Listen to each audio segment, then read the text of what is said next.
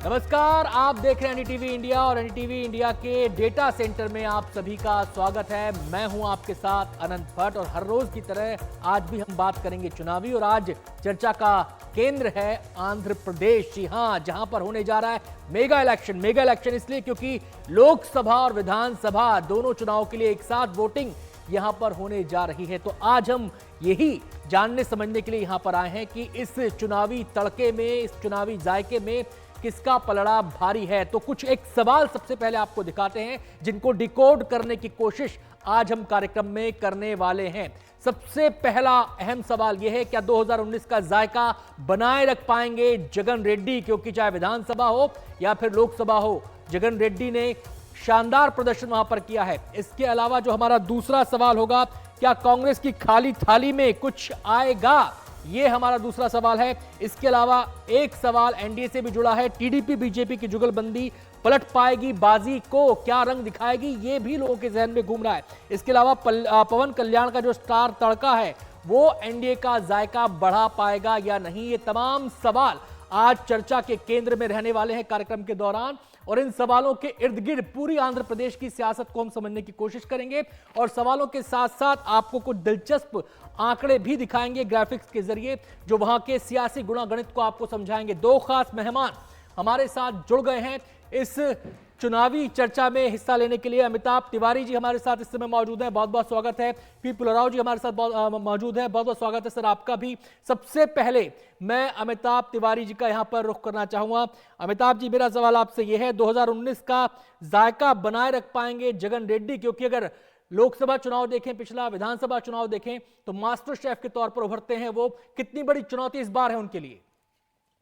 देखिए, इस बार चुनौती बहुत बड़ी है क्योंकि टीडीपी, बीजेपी और जनसेना ने एक अलायंस बनाया है और टीडीपी वहां पर जब भी पावर में आई है, यूनाइटेड आंध्रा में और 2014 में आंध्र प्रदेश में भी, जब तेलंगाना के साथ उसका बाइफरकेशन हुआ था, उस समय टीडीपी का अलायंस बीजेपी के साथ था।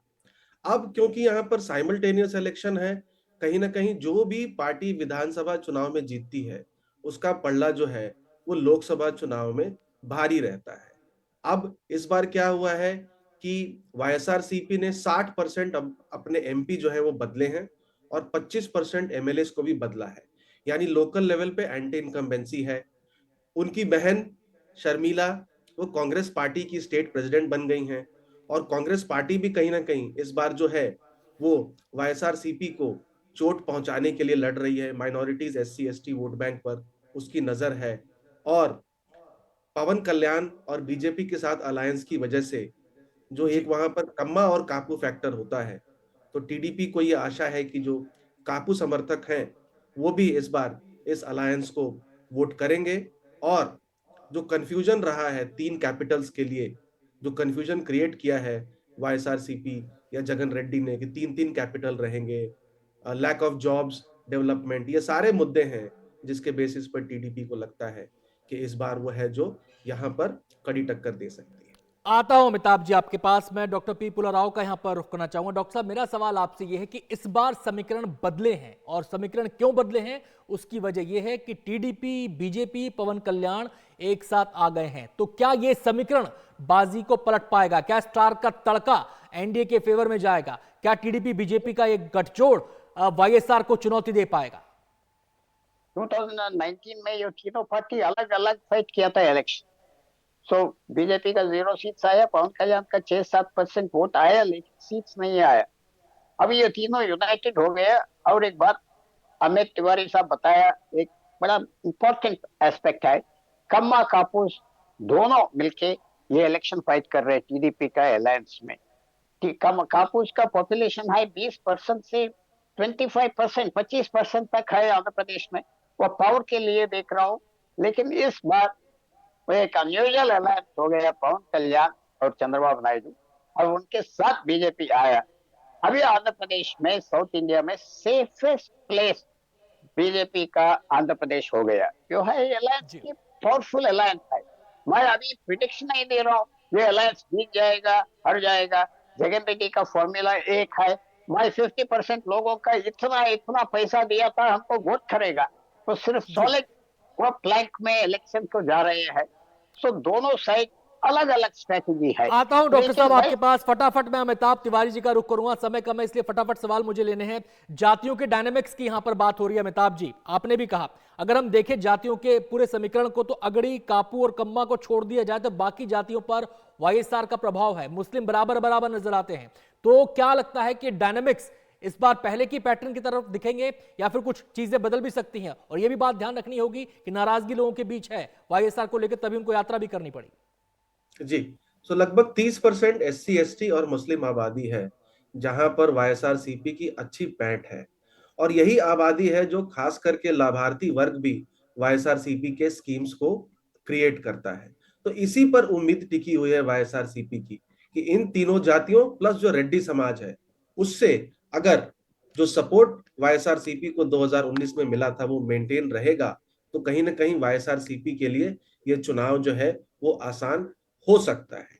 लेकिन जैसा मैंने पहले भी कहा, कांग्रेस पार्टी जो है वो SC ST मुस्लिम वोट बैंक में सेंध मारने के लिए पूरी कोशिश कर रही है, और कहीं ना कहीं एक लोकल लेवल पे जो एंटी इनकम्बेंसी है, क्योंकि वहां पर जो पार्टी है जी। पूरी की पूरी YSRCP कहीं ना कहीं जगन रेड्डी केंद्रित हो गई है, जिसकी वजह से भी इन तीनों जो समाज है उनमें नुकसान थोड़ा बहुत हमें देखने को मिल सकता है, और यही जो है किंग मेकर साबित हो सकते हैं चुनाव में।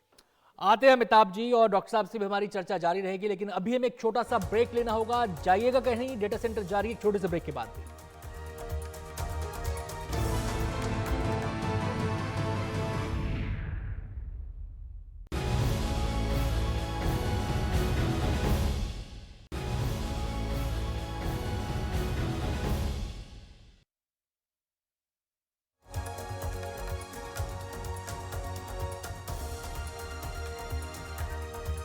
तो डेटा सेंटर में आज बात हो रही है आंध्र प्रदेश की। अब हम कुछ सिनेरियो आपके सामने रखेंगे। सिनेरियो विधानसभा से भी जुड़ा है और सिनेरियो है लोकसभा से भी जुड़ा। पहले विधानसभा के सिनेरियो की बात करते हैं कि अगर बीजेपी, टीडीपी और जेएनपी का वोट शेयर 2019 का एक साथ जोड़ दिया जाए तो क्या इफेक्ट पड़ेगा, उसको आप देख सकते हैं अपने टीवी स्क्रीन पर कि पहले रिजल्ट क्या था 2019 में, और इस वोट शेयर को जोड़ दिया जाए तो 2024 में क्या तस्वीर उभर सकती है।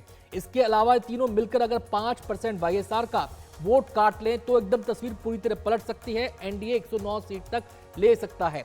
सीधे मैं रुख करना चाहूंगा, हमारे साथ डॉक्टर पुलाराव जी मौजूद हैं उनका। डॉक्टर साहब, कितना चुनौतीपूर्ण है वाईएसआर का वोट काटना, और इन तीनों का वोट बैंक अगर मिल जाता है तो वाईएसआर जो सबसे बड़ी ताकत वहां पर नजर आते हैं उसको चुनौती देना?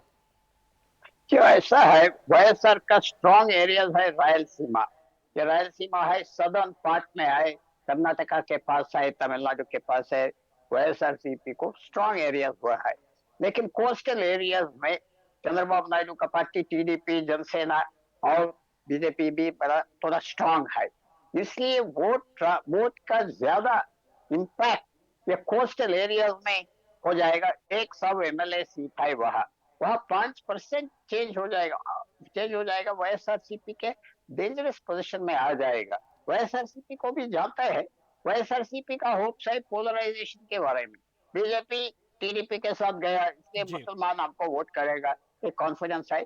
लेकिन वो मुसलमान सारे स्टेट में दस चलिए, परसेंट स्प्रेड आउट ये तो नहीं है, बात हुई किसी पुलाराव जगह। साहब आप विधानसभा की। अब लोकसभा का भी सिनेरियो एक हमने सामने रखा है दर्शकों के, वो भी हम आपको ग्राफिक्स के जरिए दिखाएंगे। और उस सिनेरियो में भी यही बात है कि तीनों पार्टियां जेएनपी, बीजेपी, टीडीपी 2019 का इनका वोट शेयर जोड़ दिया जाए तो 2024 का क्या अनुमान हो सकता है, और अगर ये 5% वाईएसआर का वोट काट ले तो क्या अनुमान हो सकता है। सीधे हम अमिताभ जी का यहां पर रुख करना चाहेंगे। तस्वीर पूरी तरह बदल सकते हैं अमिताभ जी अगर ऐसा हो गया तो?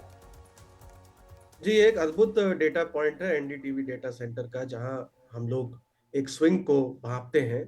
और जैसा आप बता रहे हैं कि 5% अगर टीडीपी, बीजेपी, एनडीए अलायंस जो है वो अगर खींच लेती है वाईएसआरसीपी से, तो लोकसभा में उसको ज्यादा सीटें मिलेंगी।